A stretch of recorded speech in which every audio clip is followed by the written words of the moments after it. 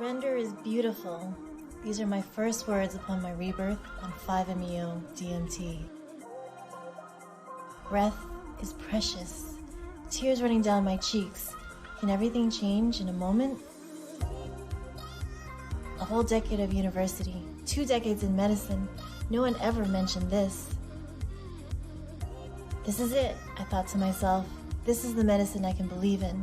This is medicine that works. Because of that day, I am forever in service of this miracle molecule.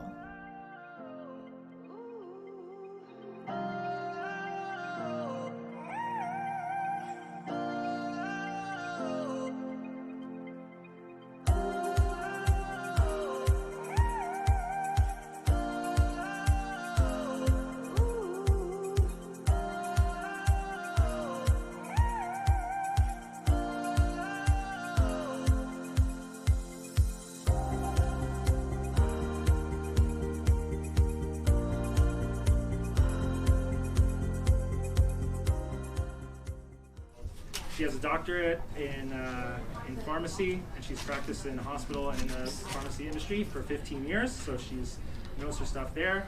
She also leads a group called Toad School, which teaches people how to safely lead 5-MeO ceremonies, pretty well known in town as well. So without further ado, I bring you Dr. Trina. Thank you.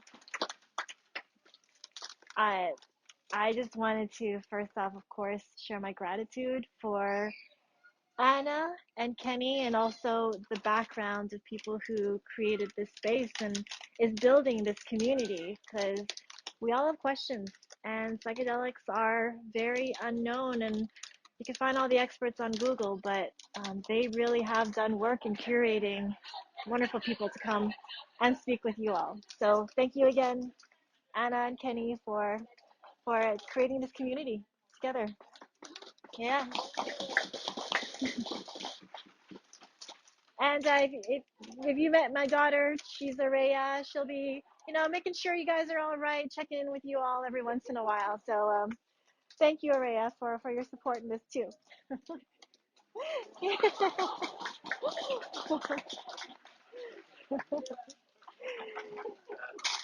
So you heard my bio, my intro. I spent 15 years in pharmacy and then did my doctorate, worked in hospitals, also worked in industry, then went into my own little private stints. And you're going to hear about my story of how I've just moved into the world of what I call true traditional medicine. And so that's my bio. That's like kind of the face of Trina. But I want you to know like the like true Trina. But wait, first off, let me just one more thing say is I'm grateful to be able to say aloud, yes, I facilitate 5-MeO DMT, and it's an amazing molecule because I was traveling in the US for a few months and it's Schedule 1 there. So it's been illegal since 2011. And it's just such a disservice to humanity because just a few months ago, GH Industries announced that they used 5-MeO DMT in a trial of treatment-resistant depression. And on day 1, everyone was in remission. Everyone was cured from depression on day 1. And a week later, 7 out of 8 of their subjects were still in remission. So I can't believe something that was labeled as Schedule 1, which according to the US FDA say it's addictive and there are no medicinal health benefits. But yet, what a contradiction that indeed this molecule has this benefit. So this war on drugs, I'm glad it's starting to clear. We've got to clear the stigma. And it's really enraging to me that we have had decades of not the ability to use this medicine. So I'm here today to introduce this molecule to you and hopefully in different ways show how we can, the medicine isn't just the whole powerful for release. There's other ways we can use it as well. And if we don't have the time for that, then catch me at the end for the Q&A. So back to a little bit about me. Um, I've been a huge fan of Captain Planet since I was a kid. So yeah, yeah, Ted Turner fans. Where's my daughter for the applause? Yeah, but yes, speak up. Okay, I'll try to go a little louder, and I'll try not to lose my voice by the end of it. So Captain Planet, yeah. So Captain Planet, he's a hero, gonna take pollution down to zero. Yeah, I am a forever planeteer because um, yeah, I love our Mother Earth, and will spend all of my energy in trying to keep her and her beautiful biodiversity. So as a child, I was the one running around turning off all the lights and wouldn't flush the toilet. Definitely I flush the twos, not the ones. Let's just say that. And that's just been my purpose and mission ever since I was a kid. Just knowing that we aren't here without her. So I've been a little obsessed with, all right, well, how do we save Earth? But actually, it's how do we save the planet? Or sorry, how do we save the humans? Because Earth is always going to be here. She's going to figure out herself. It's just how do we save the humans from destructing ourselves? So I've got a plan, and I don't know if y'all want to guess what one of my tools are on how to save the humans. Anyone? Yeah. I'll, since it's the topic of this conversation, yes, I'm not going to spend, like the next 40 minutes on politics. It's going to be about, yes, you guessed it, 5-MeO DMT. And I'm going to share with you, there's I'm not sure how deep into all the books and the psychonaut literature you get into, but there are some, like, probably the most famous psychonauts, Anne and Alexander Shulgin, now unfortunately the late Anne and Alexander Shulgin, but they were the greatest, to me, the greatest psychonauts. They had a lab, and basically in their lab just added a methoxy group or added a hydroxyl group to whichever molecule. And not only that, but they tried them in incremental doses to find out. Like imagine LSD and you took 1 milligram of that compared to what the usual dose is, like, 100 to 200 micrograms. So they were the courageous ones who tried molecules and wrote about their experiences. And they're also responsible for our modern day MDMA. They brought that back into our into the scene. So Anne and Alexander Shulgin created a scale, +1 to +4 on psychedelics. And it's going to get juicy in a little bit. Let me just explain this. But there's +1, oh, I think I'm feeling something. +2, maybe like a low dose psilocybin journey. Like, yeah, I'm feeling something, but I could still operate, maybe not heavy machinery, but I could still operate like life.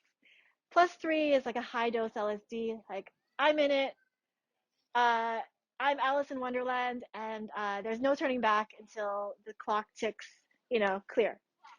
+4, and I'm going to have to read it to you because I don't want to mess up their language. +4. It's a rare, and there's a plane going off, but I'll try to. Can everyone hear me with the plane going? No? Okay. +4. A rare and precious transcendental state, which has been called a peak experience, a religious experience, divine transformation, a state of samadhi, and many other names in other religions.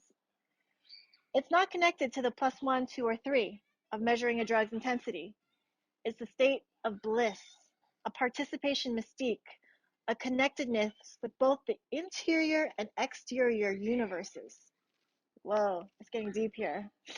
Which has come about after the ingestion of a psychedelic drug, but which is not necessarily repeatable with the subsequent ingestion of that same drug.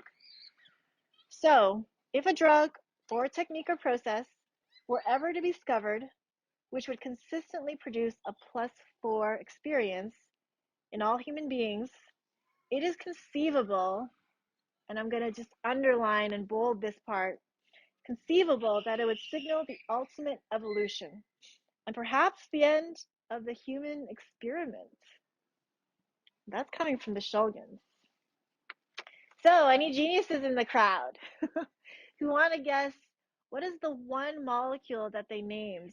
One out of the entire book of Fikal and Tikal that they went through and experienced. What's the one molecule where they said is a plus, can give you a +4 experience? Genius! Yay!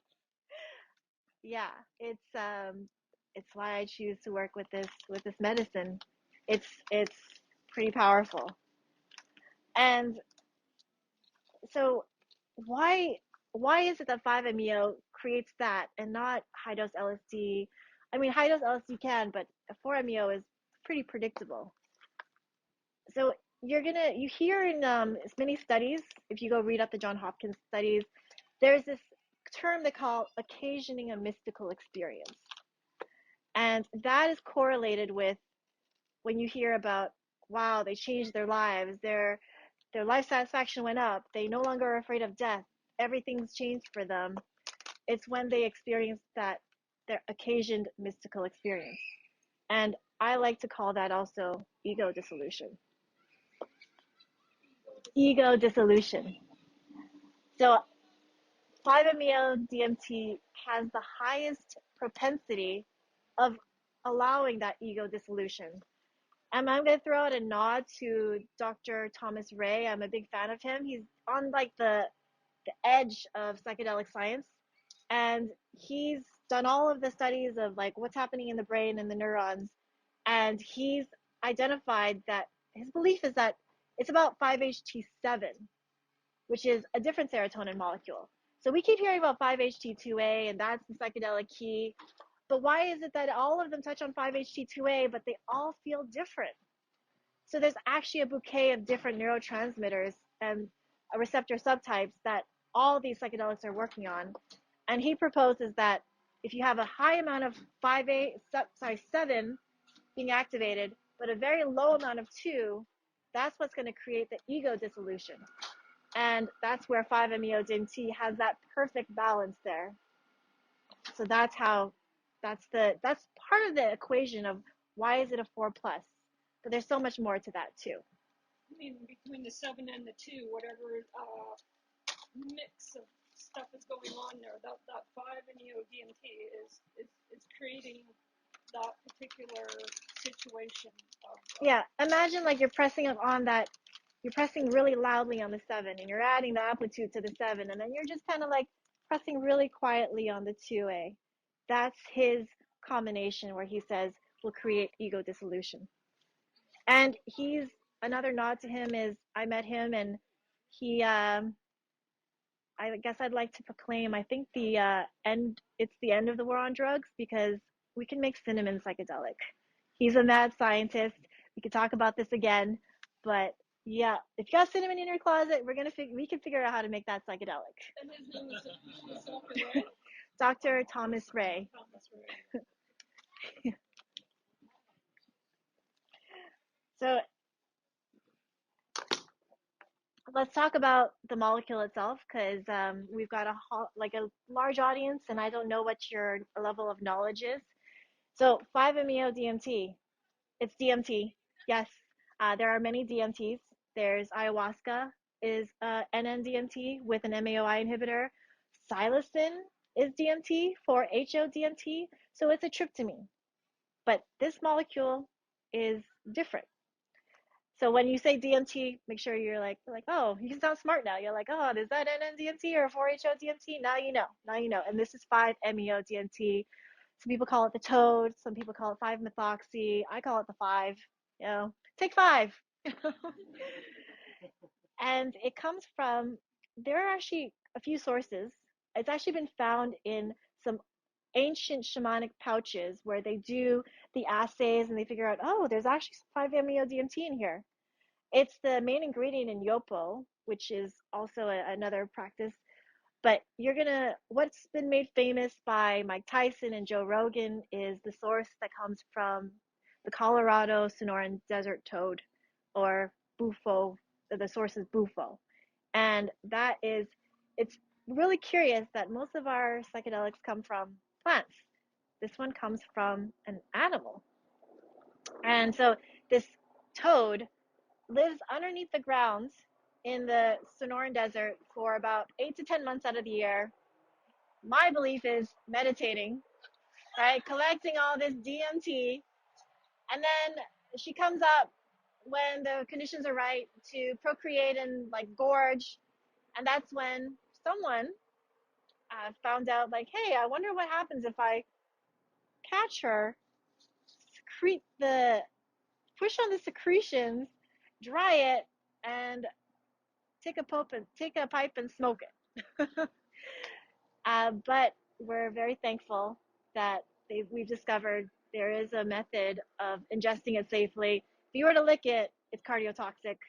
So only smoking it, because you need to combust it, it's safe. So it comes from a Sonoran desert toad. It's a very simple molecule, looks just like serotonin. If I had a whiteboard, I would draw out the molecules for you. No, I'm not that much of a, not that, not into that much, but it's a very simple molecule. And as I mentioned, it touches on 5-HT7, 2A, and 1A. Those are the main receptors that it works on. And what does a journey look like? So I'm really thankful that my first experience was facilitated. I actually had a source on me. So I could have just went and like found the experts on Google and asked, well, what dose do I go to break through, right? But I would have had possibly a Michael Pollan experience. And I'm not sure how many of you read Michael Pollan's book, How to Change Your Mind, but he then described that it was very intense, and unfortunately, it's the one molecule he wouldn't try again. But it's all about set and setting, as you all know, and it's all about how are you guided into it. So my facilitators gently guided me into the most profound experience that I've ever had, and then just tossed me into the deep end, which is what he had. That's set and setting. So how they introduced it to me, and this is how I choose to facilitate, and hundreds of facilitations later, it's still the method that's tried and true for me, with, of course, a little bit of intuition. Maybe sometimes I add a little bit more of this, or I do another one of these, but I'll go and explain the regimen that I use. And that's the handshake, the hug, and what I call the holy rebirth. So the handshake is just a tiny little dose. And by the way, this is all done in one day, and it's usually smoked. Sometimes you can insufflate it, in other terms, snort it. Some drug companies are actually trying to use it IM, IV. You can even boof the bufo, if you know what boofing is. I won't explain it here, but you can look it up. You can Google it. Don't blame me for the first images that come up. Oh. You're an expert there. I have to go talk to you. And so in the ceremony, it can be done one-on-one, which is the way I prefer it. It's a place where you can be held in loving, conscious presence. But you can also do it in groups, which is also very healing, right? Group healing is very powerful. So it's smoked, and the onset for all of them is every dose is 10 seconds. Like within 10 seconds, you're feeling it. But the duration is different for each dose. So the handshake was the first one that I mentioned. It lasts for about 1 to 2 minutes, and it's very light. It's actually quite blissful. And as a side note, it's something that I'm working on a microdosing regimen with that, because if you only do the microdose, you can still feel the effects even days later, and it feels like just things are smoothed out. You've got clarity. Things don't anger you as much anymore. It just kind of feels like you've been meditating for that day. So that's the handshake, and it's just a nice intro, because how nice is it to, when you're encountering the most intense and profound psychedelic on the planet, that your first encounter is this like wonderful, that was nice, right?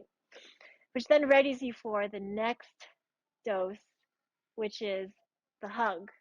And it could be a firm hug. for quite a few people. It's my favorite dose. People ask me, why don't you just skip to the last one? But if I'm gonna spend a few hours with someone, we're gonna go and uncover what we can uncover. And so if you notice, this is like a stepwise approach, and there's talking and there's discussions in the middle between all of them. So this middle dose, it's a firm hug, and I call it palpating the contours of your ego, because things are gonna come up. My first experience, I felt like, like those powerful waves at the beach. I felt like something was coming in and pushing me, and I felt uncomfortable. And my guide said, just go with it. Like, what's pushing? Just allow, accept. So when I offer the hug to people, they find a way to tell me, I don't think I want to go next. I don't think I want to keep going. It's a little uncomfortable. Was I breathing? Um, like, I don't know. Maybe I they'll find whatever excuse to try to not move forward. That's not everyone, but it's like, hey, what's coming up for you? What are you? What's the fear? And it's a great opportunity to go and discuss,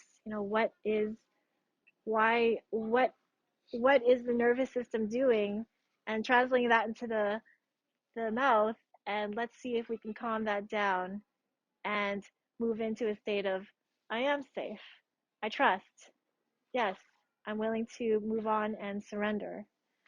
So that's why that hug is my favorite. And then after perhaps some exercises, some breath work, some touch, some body work, Reiki, or just conversation, whenever the participant's ready, then we move on to the last dose. And it's, once again, comes on within 10 seconds. And this one lasts for anywhere between, for some people, it's fast, 10 minutes. And for some people, they continue to stay in it, usually up to 30 minutes, but even a little bit longer if they're sensitive and they want to continue to meditate through and feel it. But that experience is because you've already felt the struggle. You've already struggled with it. So, of course, when you're being shot up into the stars, it's going to be slightly rocky, but you're like, okay, I'm safe in my little shuttle here. It's all right. So the struggle is easier. And so the surrender comes easier, right? So the holy rebirth is how I call it. It's as the Shogans explain it, and in my words, because I follow Vipassana meditations, and the Buddha calls it the abode of voidness. You go into a space of complete non-duality. Just seems not sexy enough for a term. It's just like, it's everything, it's nothing, it's truth, absolute, samadhi consciousness. How many of you here have had an experience with five? Nice, so a good proportion of you. Well, thanks for coming to the talk then. And so a few of you know, and maybe you all can share your experiences, but it's it's incredible. And for best results, because it's a lot of preparation. I believe that it's good to have grounding practice before you move into this medicine, because it can be intense, and so there's some practice that you have to calm that nervous system. It'll be a much more easier way to surrender. It's important to have community or friends to integrate with. So like, it's a lifelong integration. So it's important, if you think you're a good candidate, it's like, all right, well, make sure you have friends to integrate with. And also make sure that you don't have any medical contraindications or pharmaceutical contraindications, because there are some things that can block the effects of the medicine. And side effects, in my facilitation, I always do my due diligence, and I share, well, what can happen. Side effects may include, a taste of enlightenment and decreased anxiety, depression, and increased life satisfaction. But there's some really interesting things also about the five that I've noticed that I do make sure I share with everyone before they go on a journey, because they need to know this, is there's a chance of what we call reactivations. So in about 10% or even less of people, there's a peculiar effect where sometimes without any medicine, and you're sitting in meditation or in a relaxed state, you can go back into the experience.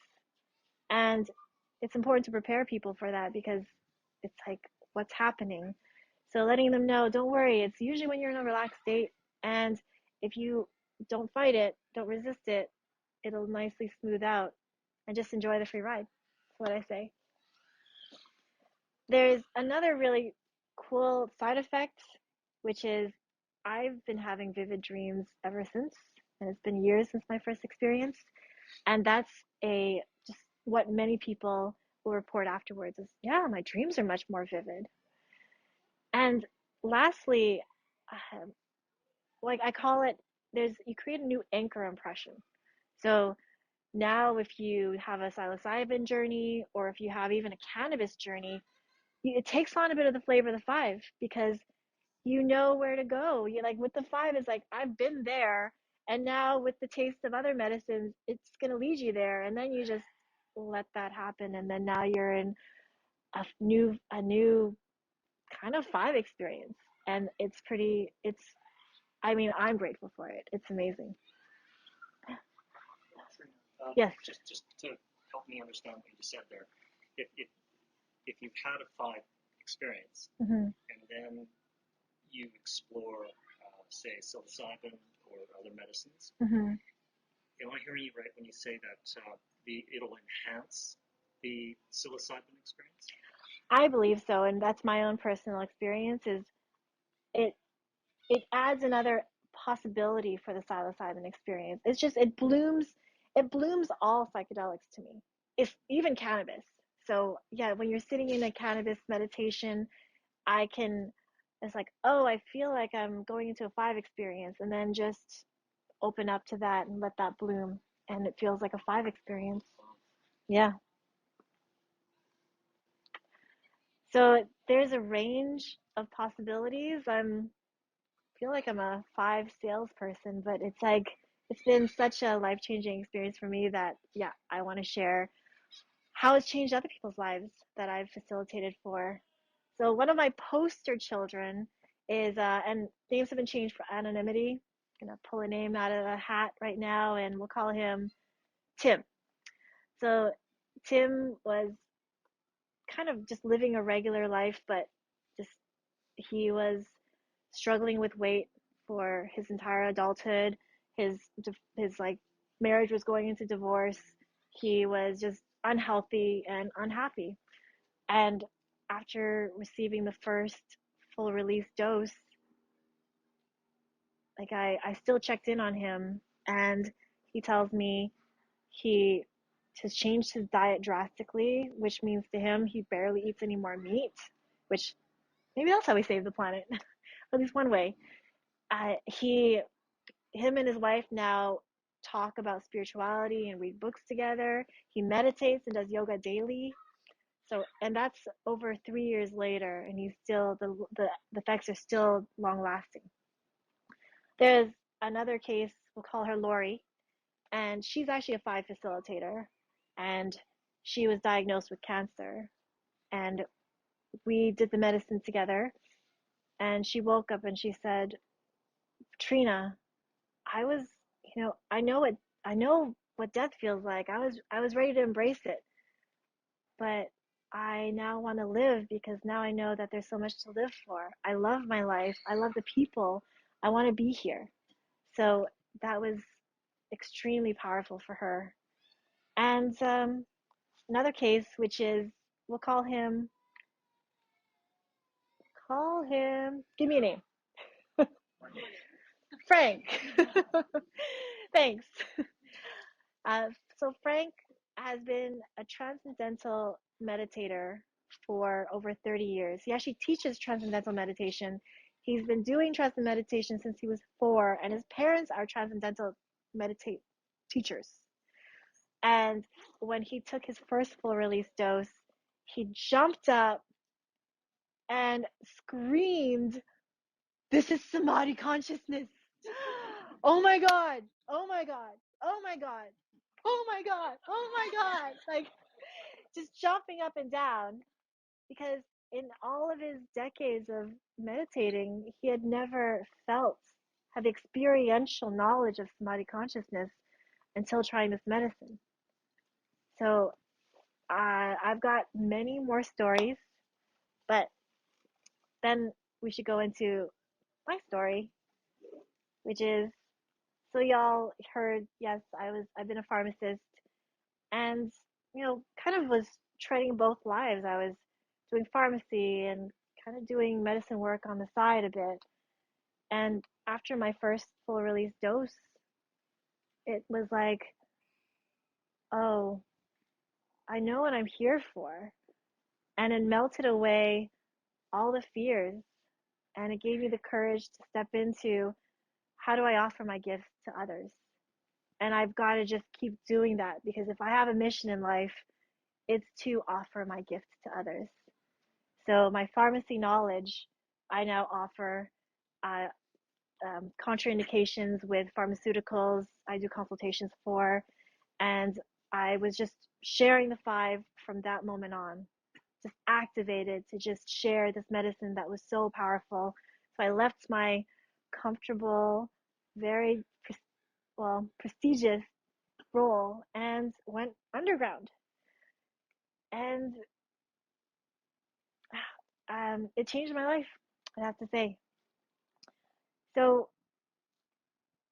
that's definitely the tool of how I think we're going to save the humans. But there's another element to it, because, we've, that's like step 1. If you watch South Park and the Underwear Gnomes, it's like step 1, 5-MeO DMT, and step 3, save the humans. But what's the question mark part? What's step 2?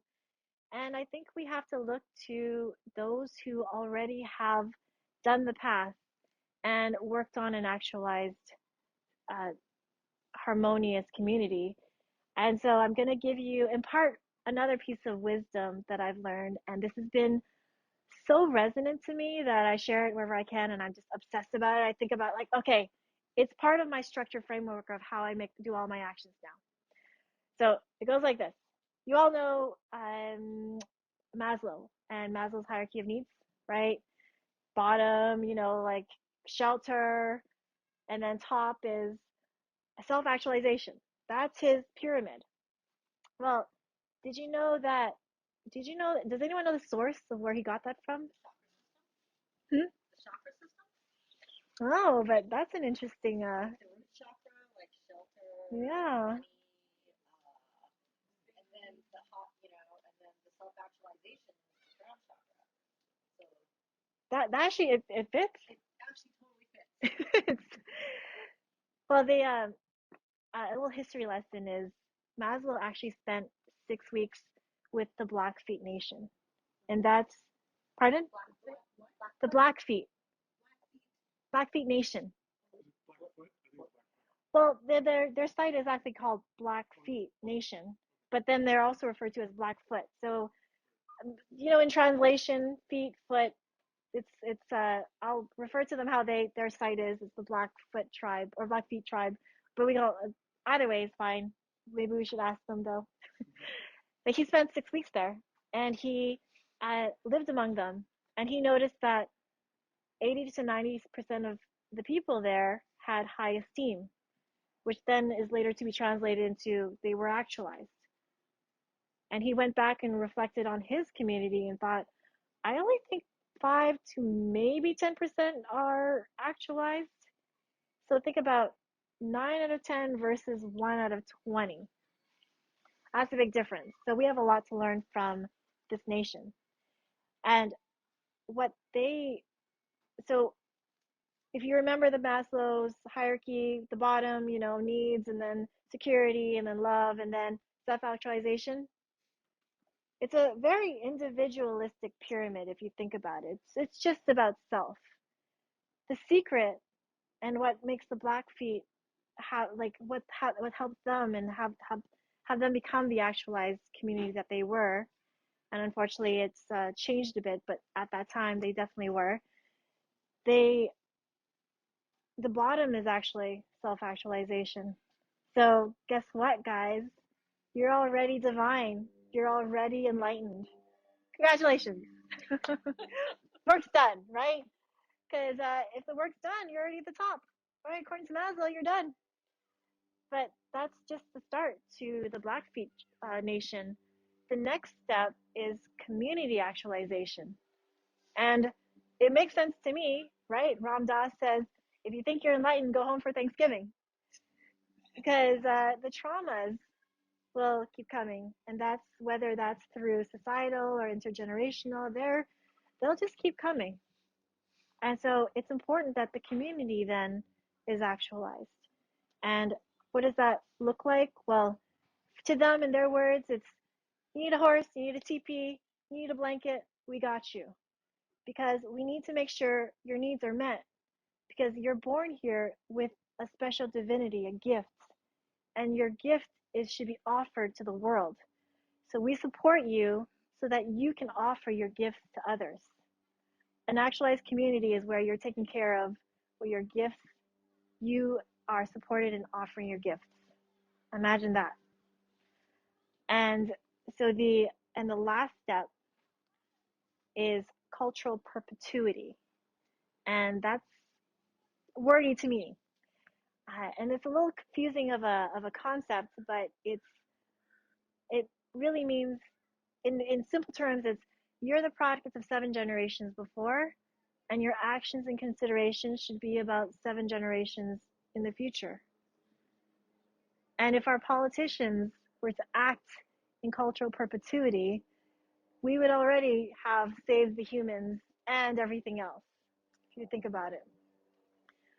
So that's really informed all of my decision making and all of my actions. So yes, the 5 helped me realize my divinity, and it gave me the courage to now offer my gifts to everyone. And the cultural perpetuity part is I started Toad School because I want to share this with as many people who want to experience this as possible, because this medicine is medicine, as I mentioned before, with healing treatment resistant depression. And I offer all of my services on the Dana model, which is donation. Donation. It's that, which means everyone has access, right? You need a horse, you need a blanket, you have access. I will share that access with you with no barriers. And it's also informed me on decentralizing, about spreading the knowledge and power and agency to the ultimate fringes, because it's not about a priesthood, it's not about someone holding the power, it's about all of us holding the ability to share this and having our internal power ourselves. So that's decentralization, and Toad School is an example of decentralization, because if you come to Toad School, you'll notice, oh, I have everything I need to host my own Toad School. And I'm always thinking about diversity, because one person that I may not know has answers that might be the other answer to how do we save the humans. So it's about going out and reaching out to multiple communities. So that's what I also try to do with Toad School, is find people who I wouldn't otherwise connect with and see how we can share this medicine with everyone. Everyone's invited.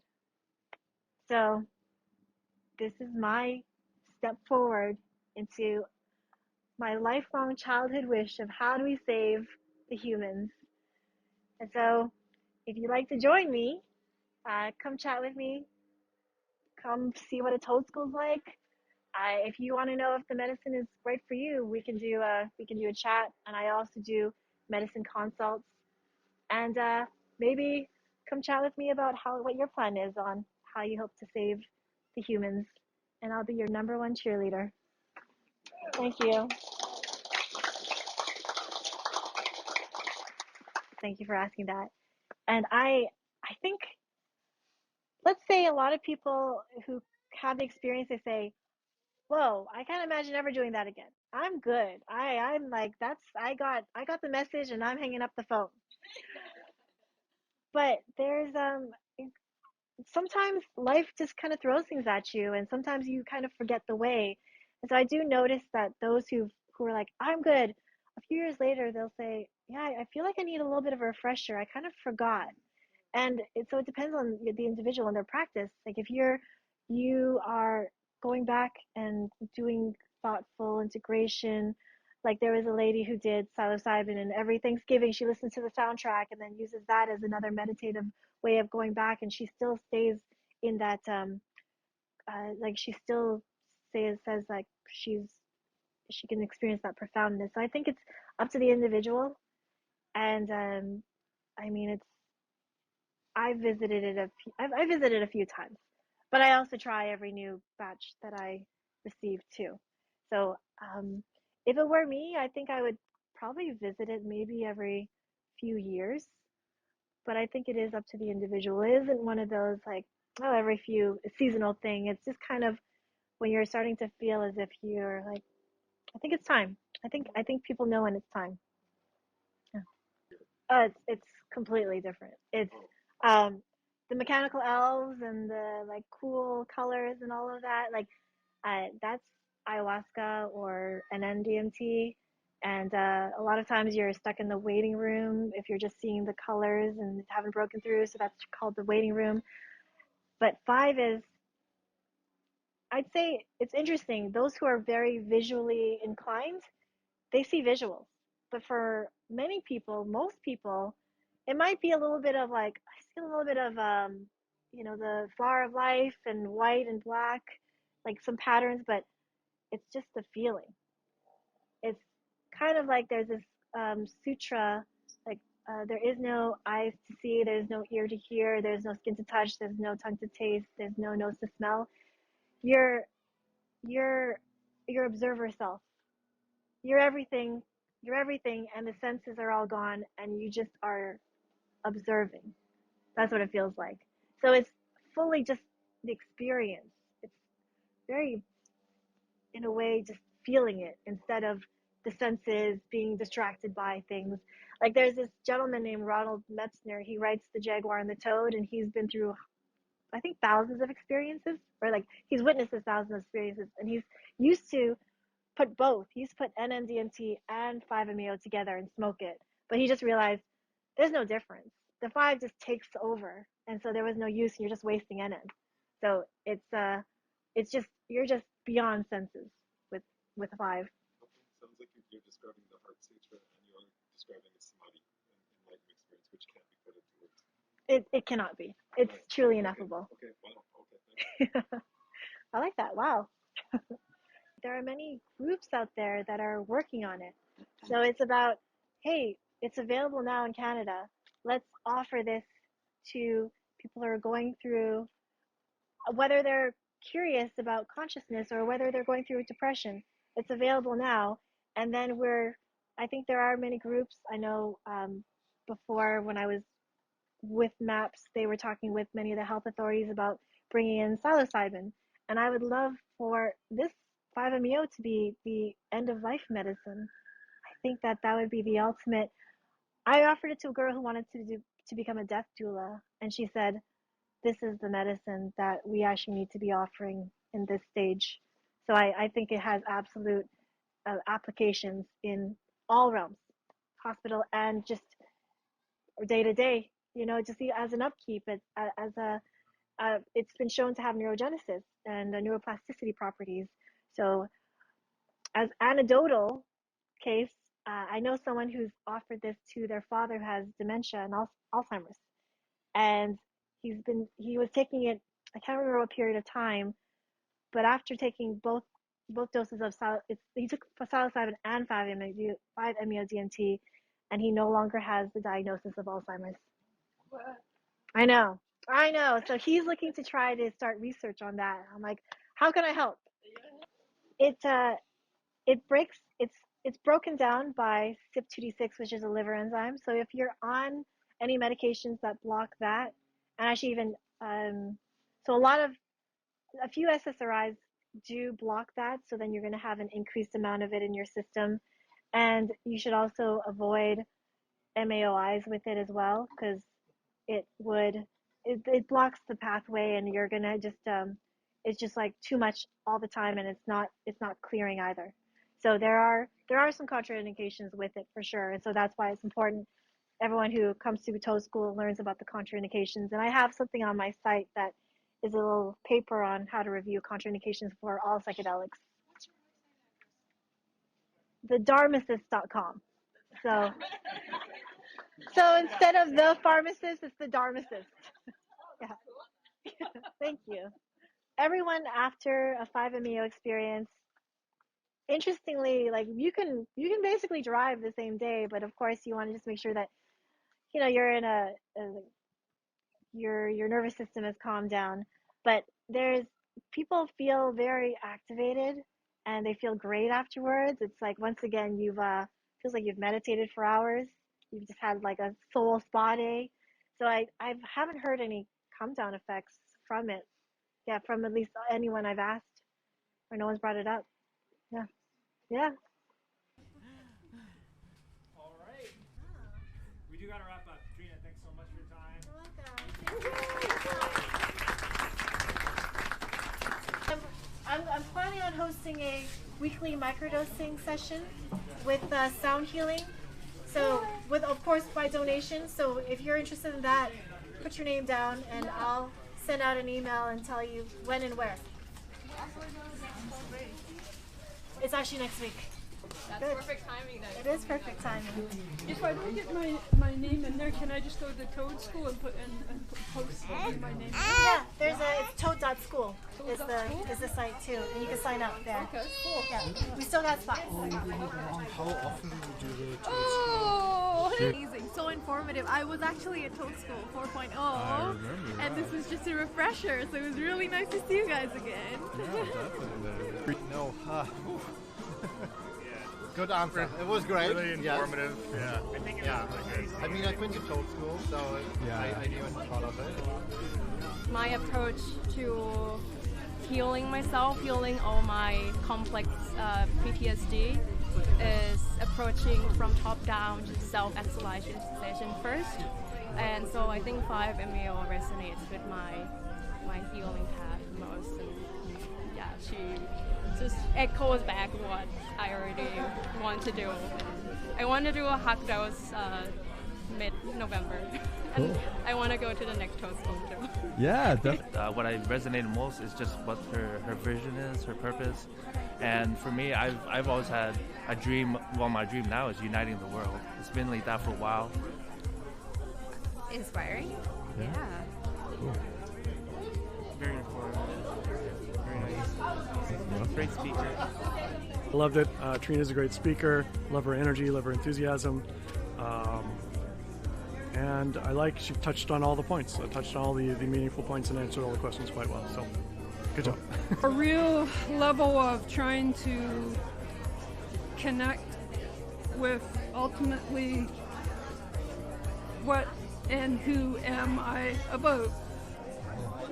That's what listening to Trina is opening that up and trying to say, okay, how can I unwrap all of this and figure it all out? It's the save humanity with Yeah. the community. What was it? The actualization of the community and all that. That was an interesting part of it too.